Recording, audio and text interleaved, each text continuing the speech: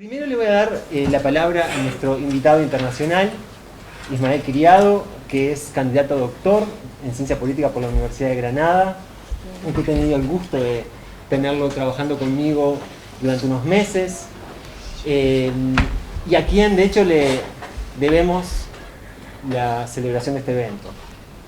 Si no, no hubiera sido posible sin su esfuerzo e insistencia. Bueno, buenas tardes a todos, a todas. En primer lugar, creo que hay que agradecer, mi primera intervención es de agradecimiento a todas las personas que estáis aquí, que habéis asistido a este acto, a este evento, por supuesto a los y las integrantes de la mesa por su participación, al Instituto de Ciencia Política por apoyar este evento, a las áreas que lo han fomentado y que lo han apoyado, al Departamento de Comunicaciones, a la Facultad en general. Y bueno, es para mí una oportunidad muy bonita de terminar esta estancia, esta oportunidad que he tenido de trabajar en el Instituto de Ciencia Política con un evento como este, donde el contenido es tan interesante, ¿no? tan necesario. Y hemos trabajado muy duro en poder realizarlo, así que bueno, estamos muy felices de poder estar aquí celebrándolo y bueno, voy a comenzar mi intervención con esa intención de que bueno, de lo que diga no se quede aquí, sino que intentar que trascienda, intentar que pensemos colectivamente sobre todo lo que se va a hablar esta tarde, más allá de este lugar y de este momento. Para abordar la pregunta del coloquio es preciso, en primer lugar, bueno, analizar el contexto actual, un contexto marcado por el neoliberalismo. Todos conocemos que bueno, el neoliberalismo ya no es solo un sistema económico, una lógica económica, sino que es una lógica de vida, podríamos decir, que condiciona todos los aspectos de la vida humana, de la vida colectiva, de las relaciones entre nosotros y nosotras, con la naturaleza, etc. Y para hablar de poscapitalismo, si analizamos, si pensamos en un primer lugar sobre este término, nos sugiere dos formas de entenderlo, el poscapitalismo. Una podría ser como una superación del capitalismo en un sentido positivo, ¿no? De un estadio superador del capitalismo, especialmente de sus aspectos más negativos, ¿no? A modo de como aprendizaje histórico, ¿no? Como reorientación de todos los avances sociales, tecnológicos, a unos fines que son pues el bienestar humano, la armonía social con la naturaleza, etc.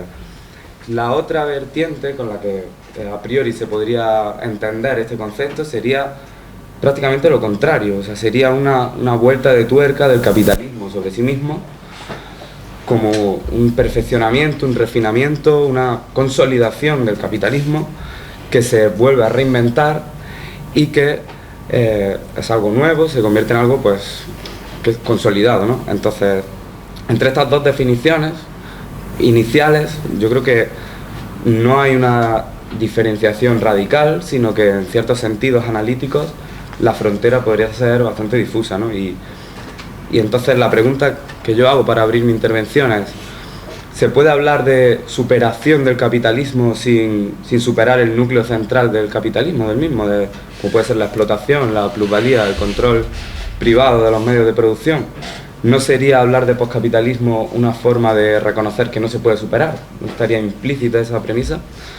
Bueno, una vez planteada esta breve reflexión, voy a desglosar mi exposición lo más sintéticamente posible, porque estoy seguro que el resto de integrantes de la mesa tienen cosas mucho más potentes que plantear que yo, pero humildemente vamos a exponer esta reflexión en tres campos, que son la democracia, la economía y el terreno de la subjetividad individual, que probablemente sea lo más importante.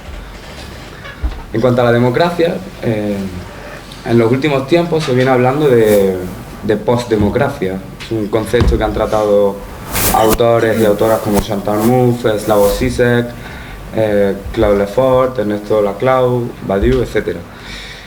Y se refiere a hablar de postdemocracia, quiere decir que que la democracia actualmente, el neoliberalismo ha conseguido que la democracia sea un concepto aséptico, un concepto vacío de lo que idealmente era la democracia, en el sentido de participación política, derechos sociales, etc.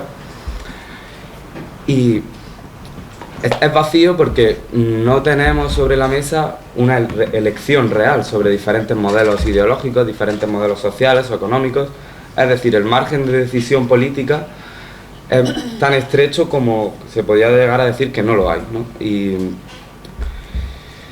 Y bueno, estamos en una democracia donde el concepto de libertad se ha reducido a su sentido, digamos, la libertad en el sentido negativo, ¿no? De no intervención del Estado en la vida individual.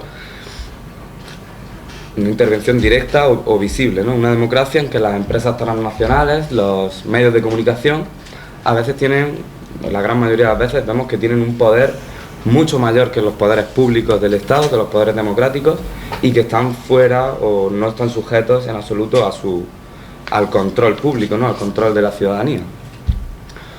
Y una democracia que así planteada es un caldo de cultivo, genera y propicia al romper los lazos sociales, al atomizar a los individuos, al no satisfacer, no abordar las cuestiones sociales, ¿no? Pues genera un terreno muy propicio para proyectos, pues como podría ser el fascismo, ¿no? Como estamos viendo en Europa con la ultraderecha creciendo en todos los países de Europa, en el corazón de Europa, con Donald Trump en Estados Unidos, con Bolsonaro en Brasil, por poner ejemplos importantes, ¿no? Pero tenemos que preguntarnos por qué está pasando esto. Esto es algo que está creciendo como la espuma, ¿no? Y para hablar de democracia también hay que hablar de soberanía. Yo creo que hablar de soberanía hoy día es otra cuestión que creemos desde nuestros análisis, que no hay una soberanía operativa realmente, ya que, vehiculándolo al segundo punto, al de la economía, no hay soberanía porque la democracia no llega a la economía, no existe esa posibilidad. Entonces, vemos cómo la economía se ha independizado de la política y de hecho la ha subordinado.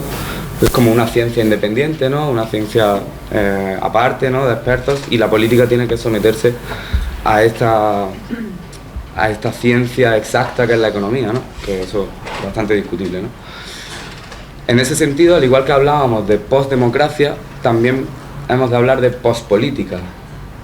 ¿Por qué? Porque la política se ha reducido a su mínima expresión, es decir, en sintonía con el neoliberalismo que pide un Estado mínimo, un Estado que solo garantice, que se dedique únicamente al control, al orden público y al recaudamiento de impuestos, ¿no?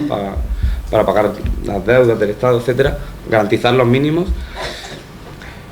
Y se reduce la política en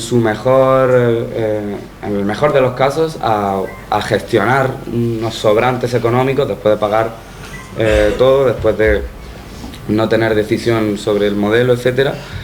Y en casos como algunos países, muchos países, ¿no? De África, de Asia, países, incluso en Europa, países como Grecia, donde el gobierno, su única capacidad de maniobra es gestionar las deudas, ¿no? Cómo paga las deudas, qué deudas paga primero, etcétera. Y entonces ante esta coyuntura, ¿no? Más que coyuntura, tesitura, se plantea fundamentalmente dos formas de abordarla, ¿no? Como ciudadanía tenemos esto y decimos, ¿qué hacemos? Una vertiente, ¿no? Podría ser la de la sostenibilidad, es decir, el capitalismo genera muchos males, ¿no? Pero hay que intentar corregir lo bueno. Es verdad que hay avances tecnológicos muy importantes y se puede corregir lo malo, ¿no? Se puede limitar daños o minimizar los efectos negativos de este sistema. Y el segundo sería, que podría decirse que es mayoritario, es el discurso de la resignación, ¿no? De decir, esto es así, nosotros como individuos no podemos hacer nada. Sería un poco seguir la tesis del fin de la historia de Fukuyama. Es decir, el capitalismo nos ofrece algunas cosas buenas de consumo y tal, y lo malo pues no podemos hacer nada, así que nos resignamos. Para dar un par de datos, ¿no? Para que veamos un poco este drama global que tenemos con el sistema neoliberal, podemos hablar en términos económicos, pero obviamente también sociales, de que, bueno, la economía se ha desligado totalmente de las necesidades humanas. La economía ahora mismo es un terreno ajeno al control público, ajeno al control humano, y que, bueno, vemos que en los últimos 18 años, por ejemplo, la deuda global se ha triplicado. O sea, ahora mismo es un 300% del PIB global anual, que la desigualdad está en niveles que ha llegado al punto de que las empresas más poderosas del mundo tienen, las 10 empresas más poderosas del mundo tienen más recursos que 180 países juntos, y que 10 personas en el mundo, los 10 empresarios más ricos, tienen mayor riqueza que la mitad de la humanidad junta, que 3.000 millones de personas, ¿no? Otro problema, como el problema del empleo, ¿no? Que cada vez más el empleo, como parte del proyecto de la modernidad, era una actividad que dotaba ya no solo de recursos para sobrevivir al ser humano, sino que dotaba una identidad, dotaba un horizonte, un proyecto de vida, y ahora vemos actualmente que cada vez es más incapaz del empleo, aparte que cada vez hay menos empleo, ¿no? Por la robotización, avances tecnológicos, deslocalización empresarial. El empleo ya no es capaz ni siquiera de garantizar una subsistencia al ser humano. Podríamos hablar también de paraísos fiscales, de predación ambiental, etcétera, pero tampoco quiero cansar con datos. Creo que el discurso de los datos tiene también muchas limitaciones, aunque están ahí, ¿no?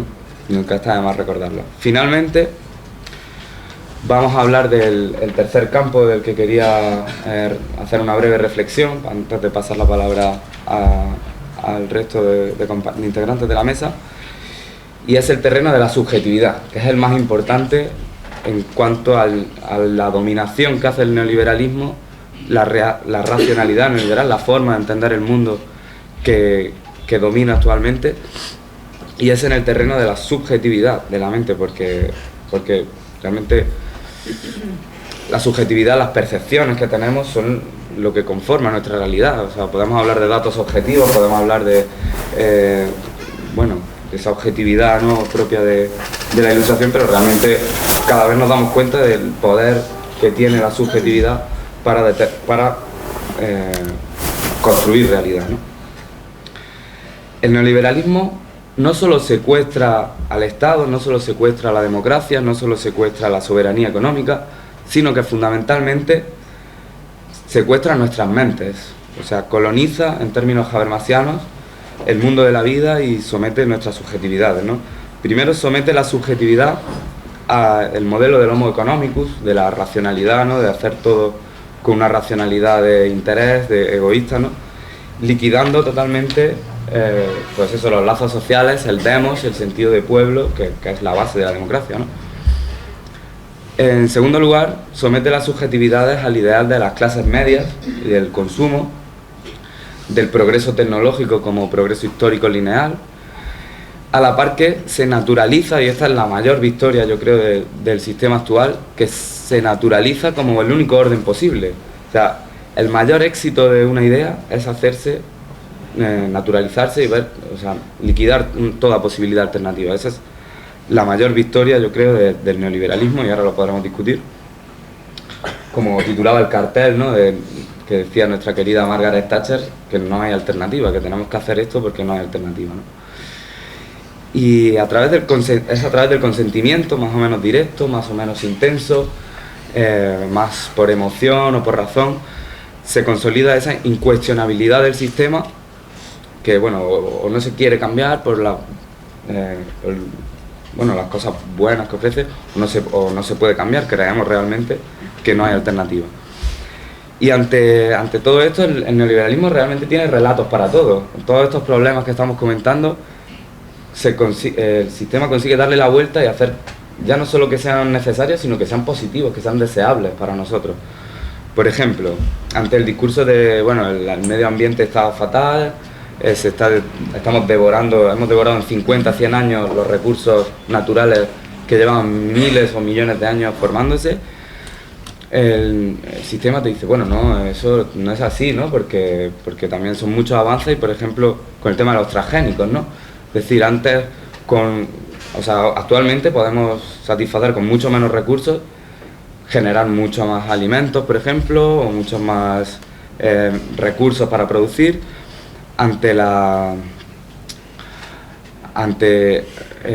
bueno, todos estos problemas que estamos viendo. También se plantea el discurso de la eficacia, ¿no? De lo bueno es lo que funciona, lo bueno es lo que da resultados. Pero para esto, bueno, yo voy a citar un pasaje de Zizek que me pareció muy pertinente y que creo que va a dar para la reflexión, y es que, según dice el filósofo esloveno, el verdadero acto político, la intervención política, no es simplemente cualquier cosa que funcione en el contexto de las relaciones existentes, sino precisamente aquello que modifica el contexto que determina el funcionamiento de las cosas. Sostener que las buenas ideas son las que funcionan significa aceptar de antemano la constelación, el capitalismo global, que establece qué puede funcionar. Entonces, todo esto puede expresarse recurriendo a esa conocida definición de la política es el arte de lo posible. Todo lo contrario. La verdadera política es exactamente lo contrario, el arte de lo imposible, de hacer, de cambiar los parámetros de lo que se considera posible en la constelación existente en el momento. Creo que esto es una idea muy potente que da para la reflexión, ¿no? Y finalmente, ya para ir concluyendo, otro relato neoliberal ante el problema del hambre, esto que lo vemos todos los días, ¿no? La gente que duerme en la calle, la pobreza extrema. El neoliberalismo te dice que es culpa suya, que es culpa de la gente que duerme en la calle, que han fracasado individualmente, incluso nos inculcan el desprecio a esa gente, ¿no? Porque es su culpa y elimina todos los condicionantes sociales, estructurales, etc. Y otro, bueno, podríamos dar 1000 ejemplos ante, por ejemplo, este agotamiento del modelo de empleo estable, ¿no? Que te da identidad, que te permite construir un proyecto de vida. El neoliberalismo te dice, bueno, pero qué aburrido, por favor, trabajar toda la vida en lo mismo, hay que cambiar, hay que innovar, ¿no? Hay que emprender. Esto en Europa lo conocemos bastante bien.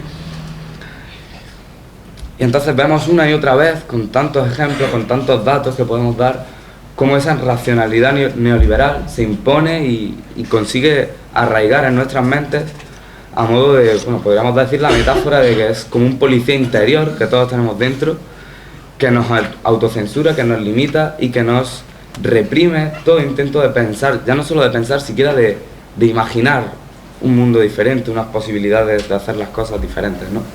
Y esa es la gran victoria del neoliberalismo.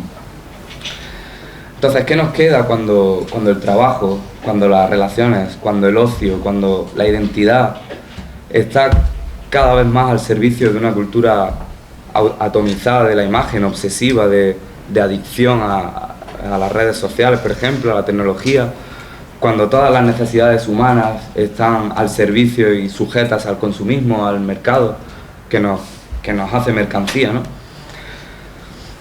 ¿Qué margen de acción nos queda? ¿Qué podemos hacer? Esa es la gran pregunta.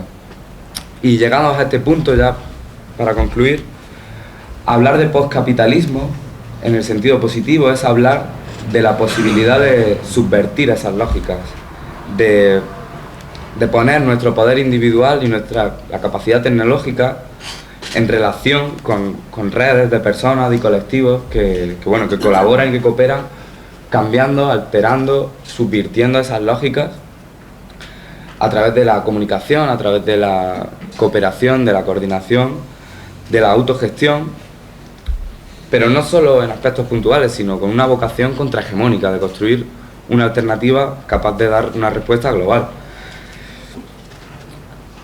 Esencialmente hablamos de iniciativas, hablando en términos neoliberales, hablamos de capital humano, hablamos de conocimiento, hablamos de empoderamiento de la sociedad civil, de poner nuestras capacidades, de poner nuestras innovaciones, nuestras voluntades,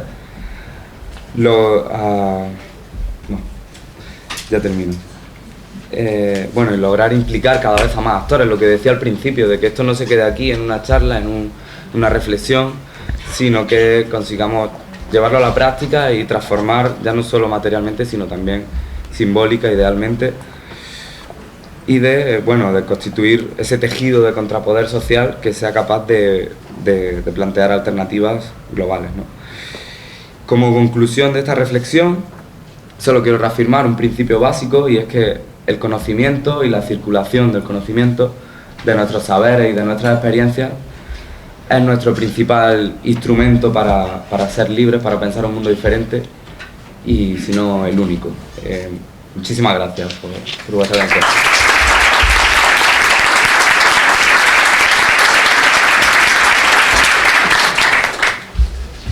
La palabra Gerardo Caetano. Bueno, buenas noches. Siempre creo importante decir desde dónde uno habla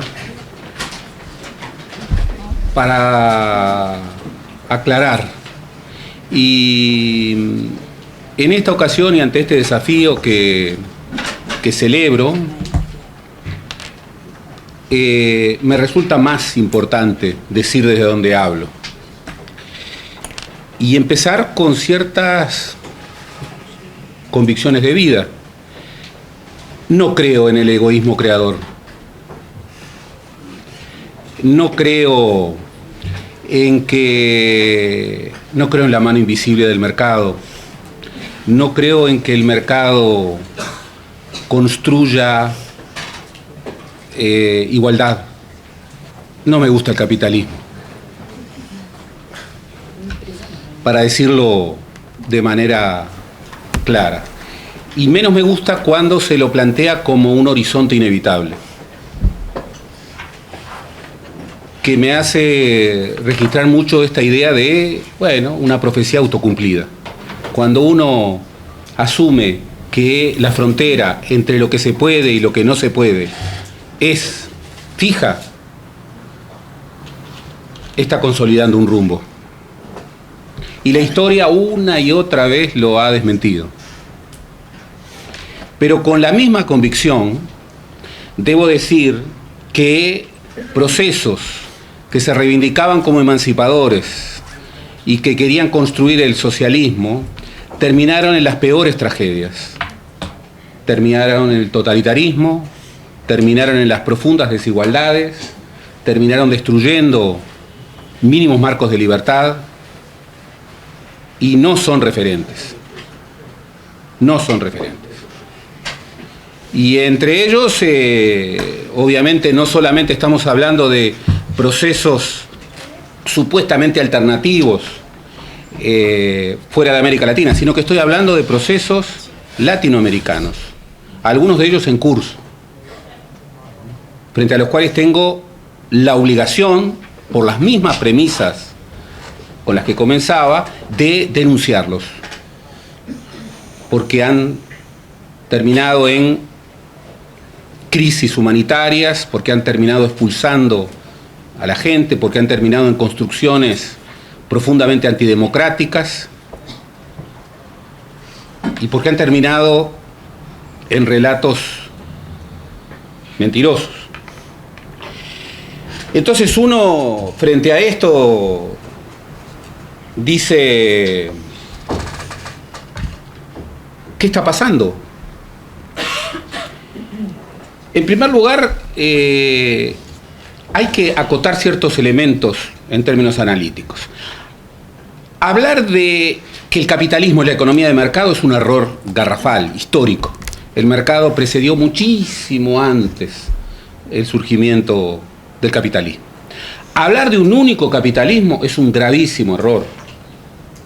Es suponer, por ejemplo, que el capitalismo chino, porque de eso es de lo que hay que hablar, sino que alguien me explique el socialismo chino. El capitalismo chino no es igual al capitalismo de la Europa nórdica y no es igual al capitalismo norteamericano o al capitalismo japonés. Hay que pluralizar capitalismos.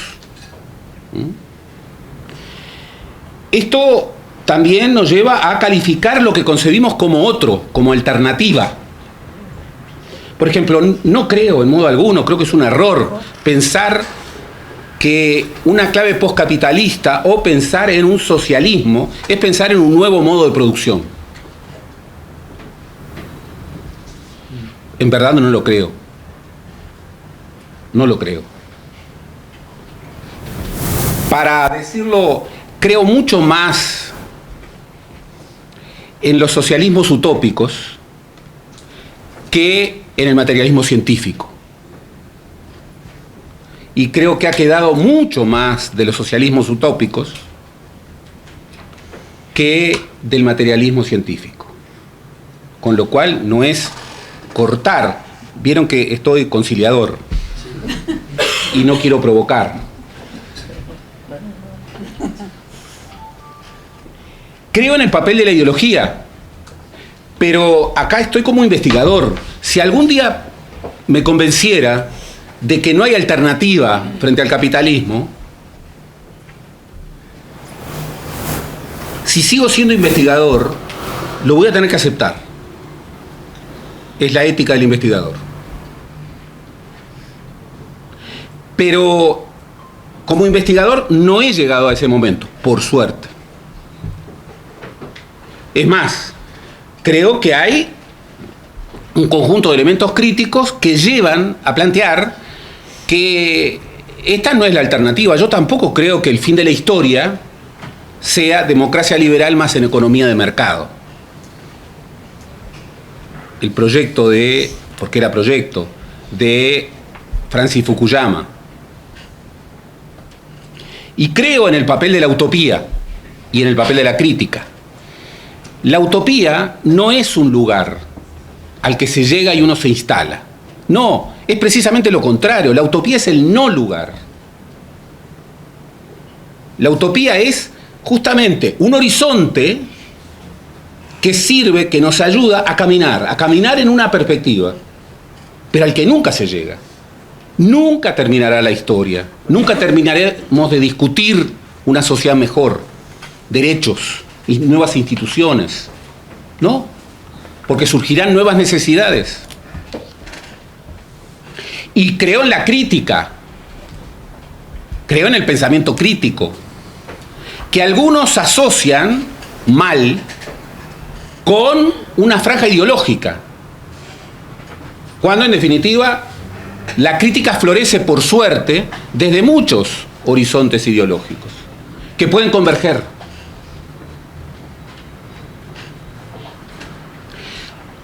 Dani Rodrik, en su famoso trilema de la economía global, señala una descripción del mundo contemporáneo. Es una descripción.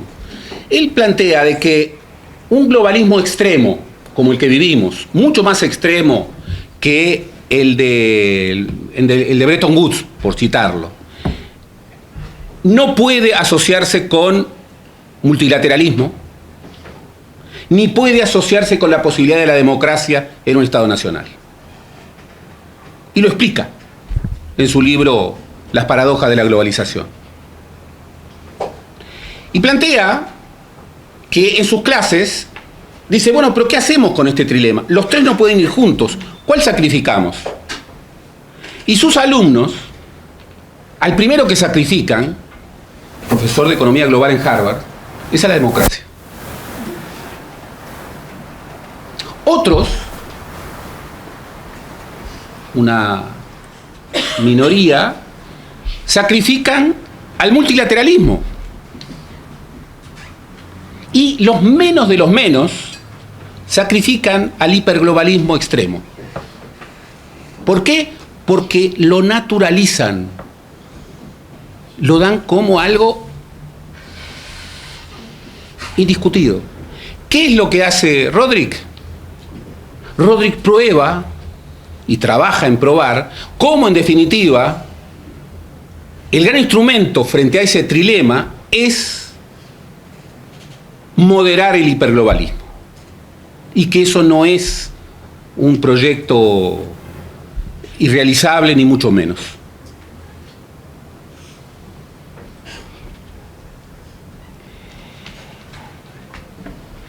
¿Cuál es el pensamiento crítico respecto al capitalismo? ¿Qué significa cambiar a 50 años de 1968? Un conjunto de teóricos políticos hace cuando el 10º aniversario del Mayo francés, y no solamente del Mayo francés, sino del 68, planteaban algo muy importante respecto a la revolución, siempre menoscabada, del 68. Planteaban que en Puridad del 68 se habían cuestionado 3 mitos que tenían que ver con el núcleo de cómo era cambiar. En primer lugar, se cuestionaba esta idea de un momento escatológico, la revolución, que de pronto cambiaba la historia. Y sostenían, hay que salvar la idea del cambio permanente de la idea de una revolución. Segundo, planteaban que el poder, después del 68, quedaba muy claro que no radicaba en un palacio de invierno, que el poder estaba disperso y que para obtener el poder había que pelear en muchas áreas, en muchas franjas, porque estaba disperso. Y tercero, planteaba que la noción tan dominante del actor privilegiado, del actor que portaba la clave del cambio, era una idea equivocada y que había que buscar actores y convergencia de actores. Y ya empezaba a plantear algo que hoy es muy fuerte, que las clases no eran actores, sino que en una clase podía haber multiplicidad de actores.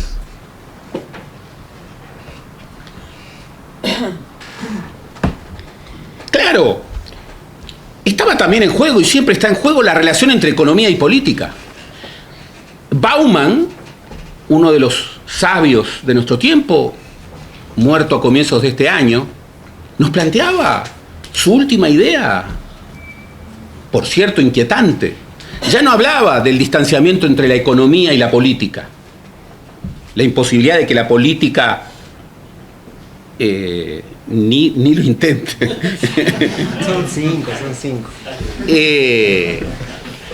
De que la política se iba a distanciar de la economía. No, hablaba de la disolución de los vínculos entre economía y política. Terrible, terrible. Sin embargo, los vínculos entre economía y política son extraordinariamente complejos, mucho más complejos que antes. Y esto nos lleva a plantear hasta qué punto, en un contexto en donde estamos en los umbrales o transitando una revolución tecnoeconómica, revolución industrial 4.0, nuevo lugar del trabajo, robotización, etcétera, etcétera, etcétera, el gran peligro que puede transformarse en una profecía autocumplida era naturalizar ciertas cosas. Y es lo que hoy está planteado. Reforma laboral. ¿Qué van a poder hacer? ¿Cómo va a haber sindicatos en un mundo de robotización del trabajo? En un mundo en donde en 20 años el 70% de los nuevos trabajos ni siquiera los conocemos. Sacar los sindicatos. Y entonces que cada empleado se arregle con el empleador. Eso es liberalismo manchesteriano. Es el siglo XIX. O, bueno, reformas previsionales para que las cuentas den. Ya sabemos lo que es eso. O militarización de la lucha por la seguridad. Ya sabemos lo que es eso. Militares que se vuelven populares, que son aplaudidos en los barrios populares y que acrecientan su rol político. Ya sabemos cómo termina eso.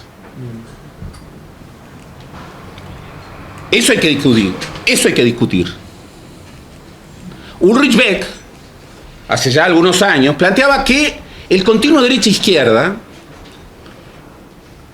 en Europa se resolvía en cómo se respondían 3 preguntas claves. ¿Cómo te manejas frente a la incertidumbre? ¿Cómo te manejas frente al forastero?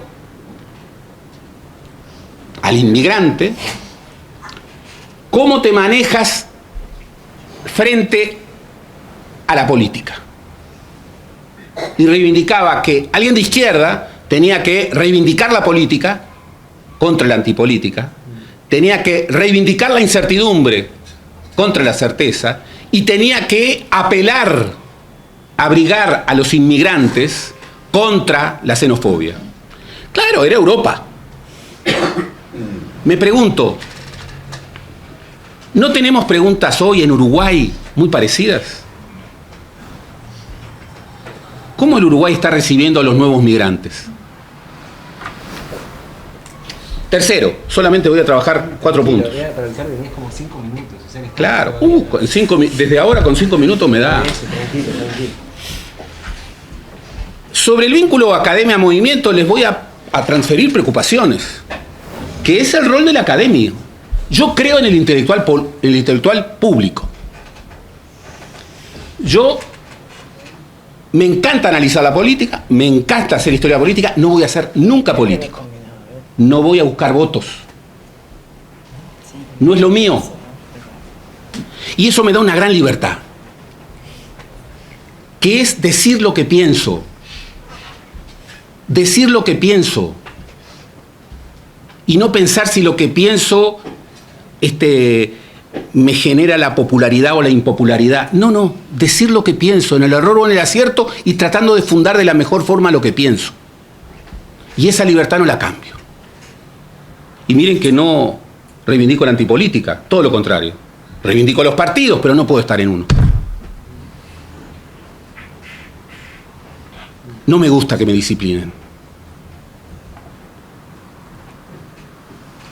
Y así como no me gusta que me disciplinen como ciudadano, tampoco me gusta que disciplinen a los investigadores. Y para que no se disciplinen a los investigadores hay que evitar cualquier tentación de normalizar la investigación. Por ejemplo, a partir de una evaluación en donde el investigador compita con el compañero, el investigador advierta que publicar en inglés es mucho mejor que publicar en español, porque en los rankings los ingleses marcan más, que hay que buscar publicar en algunas revistas muy alejadas del país, pero porque publicar en una revista en el país para contribuir al debate público de ese país no vale nada. Algunos dicen que son puntos en contra. Yo no quiero ese investigador. Y estoy dispuesto a pelear con razones para que haya pluralismo en nuestra academia. Y que eso signifique, por supuesto, que tratemos de inscribir nuestros quehaceres en la academia que es el mundo. Pero no el mundo que me marca el circuito norteamericano. Que por otra parte, vengo de LASA, en relación a los latinoamericanistas norteamericanos, están en la 4ª división. Y no ascienden, no es Torque. No.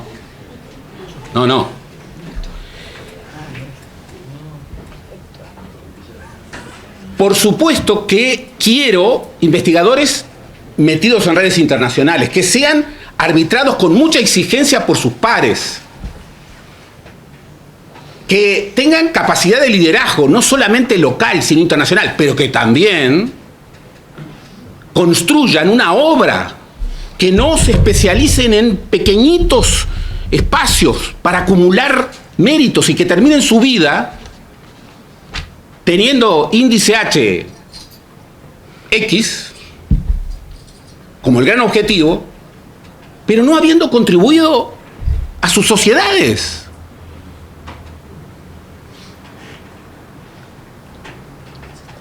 Y no quiero el facilismo, quiero el rigor, la excelencia.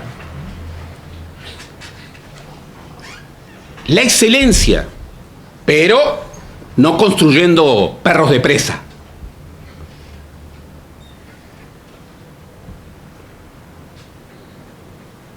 Que entre otras cosas legitime lo que en las ciencias básicas se acepta muy sencillamente, y en las ciencias sociales cuesta más, que es que los investigadores solos ya casi no existen.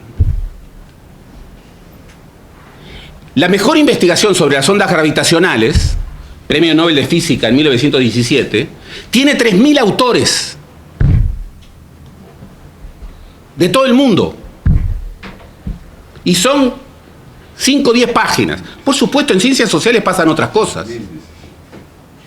En 2017. Me traiciona la historia. Más o menos 100 años. Y finalmente, solamente un académico que pueda ser un intelectual público, me parece que vale la pena. La vida de un académico, la vida de un intelectual, vale la pena cuando uno no termina en esos laberintos, en donde la lógica es la hipercompetitividad en el mal sentido, que termina en el odio o en algo cercano. Finalmente, izquierdas y progresismos. Tendría mucho para decir, pero no me da el tiempo. Lo único que quiero señalar es que izquierdas y progresismos en América Latina no son lo mismo. François Jutard hace 2 años escribió un texto, después de estar casi una década recorriendo América Latina, en donde de manera clara establecía: los gobiernos progresistas de la década dorada, de la década social, no fueron poscapitalistas. Bueno, lo sabíamos. Pero dijo algo más fuerte: tampoco fueron posneoliberales. ¿Por qué? Porque generaron redistribución, pero no transformaron la matriz productiva. Generaron distribución sin cambiar el núcleo, sin estrategia de desarrollo. Y cuando terminó el boom de las commodities, de pronto el crecimiento y la redistribución empezaron a bajar. Y estudia el bienio último, 2016-2017. Y allí la pobreza vuelve a subir, la indigencia vuelve a subir, y al mismo tiempo, y aquí me ayudaron, si uno en lugar de estudiar la desigualdad de acuerdo a la encuesta de hogares, la estudia por el registro tributario, siguiendo a Piketty y a Federico Traversa, ¿con qué se encuentra? Que aún en los momentos culminantes de muchos gobiernos progresistas de América Latina, los más ricos de los ricos, lejos de perder producto, lo acrecentaron. 2015, en Brasil, el 1% más rico, como nunca antes, tenía el 27% del producto. Uruguay, milagro, 15 años de crecimiento económico, baja de la pobreza, baja de la indigencia. El 1% más rico, 20% del producto. 20% del producto. Y yo me pregunto, ¿es que acaso Valle y Ordóñez era un loco bravo que deliraba cuando hace ya más de 100 años decía, y era criticado por reformista, quiero un país modelo en el que los pobres sean menos pobres y los ricos sean menos ricos? En puridad. ¿Qué estaba pensando? Un horizonte poscapitalista. ¿Saben lo que le respondió Beck Villegas, que venía de la 15, cuando asumió el Ministerio de Economía en 1974? Le respondió de acuerdo a la lógica neoliberal, imperante, tal vez más que nunca. Para que los pobres sean menos pobres, los ricos tienen que ser más ricos. La pregunta inquietante con la que quiero terminar es: ¿cuántos gobiernos progresistas de América Latina, hablando de la verdad de lo que hicieron o de lo que hacen, están de acuerdo con aquel horizonte de Valle y Ordóñez hace más de 100 años, en donde querían menos pobres, pero también menos ricos. Lo cual, entre otras cosas, supone, bueno, algo que parece de loco, parece, pero que es absolutamente imprescindible si queremos seguir en una utopía transformadora, que es, bueno, una reforma tributaria con contrapartida de servicios públicos reales, no fictos, en donde, como tantas veces hemos escuchado, y cuando uno escucha tantas veces una frase comienza a dudar, los que más tienen que pagar más impuestos. ¿Cuántos gobiernos de América Latina o cuántos progresistas de América Latina en verdad, y hablando de la verdad, no en la retórica, creen efectivamente que la sociedad que quieren construir es una sociedad con menos pobres y con menos ricos? Tengo enormes dudas, ¿eh? Gracias.